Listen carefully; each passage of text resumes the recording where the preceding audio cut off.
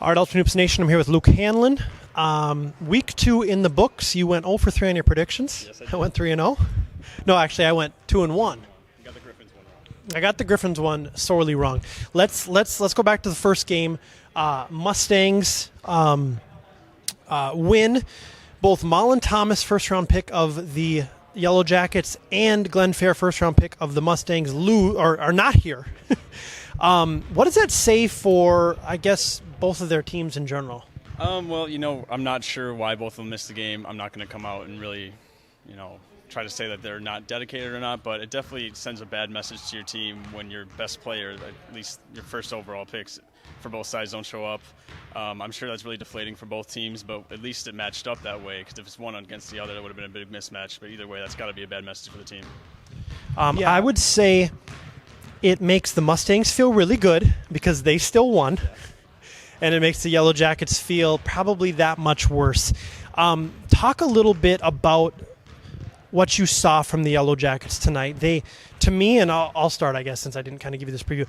To me, it looks like they're sorely lacking an identity. They need like a John Jones or Rob Steve to step up and own the offense, because no one's really doing that. What are your thoughts on their I thought they came out really sloppy today. It was a fast-paced first half. I think both teams were a little sloppy, but, on offense, you're right. They really just don't have someone they can go to, especially without Thomas here today. They really struggled to find open shots and really just kind of struggled with team basketball. I know Rob Steve came out during timeouts and was yelling around saying, we're communicating well, but we're not doing what we're communicating. Just really poor execution overall for the Yellow Jackets today.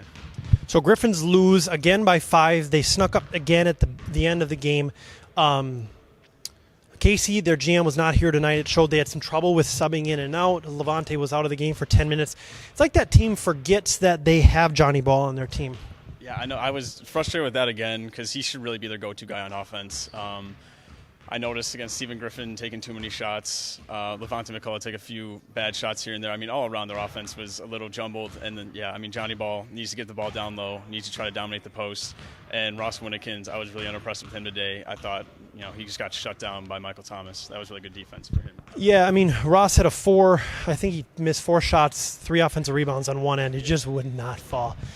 Frustrating game for them, but the Generals have to feel very good, get that first win. Miles Webb looks good. Brandon Johnson looks good. As you mentioned, Michael Thomas looks good. James Carr. They all look good. I think the addition of Ben Yelke helped glue things a little bit together. Talk about the Generals. They played just team basketball today, which was the exact opposite of what they had last week. Webb was a lot better, wasn't taking that many bad shots. James Carr was really good in the passing lanes, getting deflections, making really great passes, and especially I was impressed with DeJuan Grant.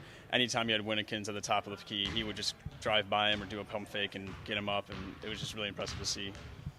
Last game of the night, Pilots defeat Polars. Polars were in it for a little tiny bit, and then the Pilots, again, they do such a clinical job on just pass. Talk about their clean 12, 14-point win tonight. Well, it's interesting. The Polars came out in a zone, and I thought that was working for a little bit, but then, Seth Yonker happened. He scored the first 16 points in the game and just was dominating from the three-point arc. Like you said, once they got out of that zone, they go to a man-to-man, and they were just taking mismatches all day. Wherever it was down low, getting open shots outside. They really just have a complete team on offense and especially on defense. I was really impressed with the way John Christensen defended Brian Munsell, was forcing him to go left. Munsell does not like to go left. He was shut down in the second half. And also, along with Yonker's offense, he shut down Bronson Byrd down low, and that was really the key to the game. If you were to quick power rankings right now, would you go something along the lines of Pilots, Knights, 1-2? Absolutely. And then, did the Mustangs show you enough to be in that third spot tonight, or? It's difficult because they've only played one game, and as the Knights have only played one game. The Polars were probably about my third team, but now after this loss, that you can't have them up there. I guess I would have to say between Mustangs and Generals, I'd have them 3-4. Not sure where I put each one, but I think the Generals showed me a lot today. I was impressed with their win. Well, remember, Mustangs win without Glenn Fair, but that's a part of it. If he's not going to be here, it's like saying, that player's really good, but he's always injured. Well, then he's not playing if he's always injured. So he wasn't here, regardless. So, but I love Dustin DuPont, Mike Franklin's game. I'm going to be very interested to see how they progress throughout the season. So thank you, Luke. We'll look forward to your article this week and your visit to the podcast on Thursday. All right. Thank you, Reid. Thank you, sir.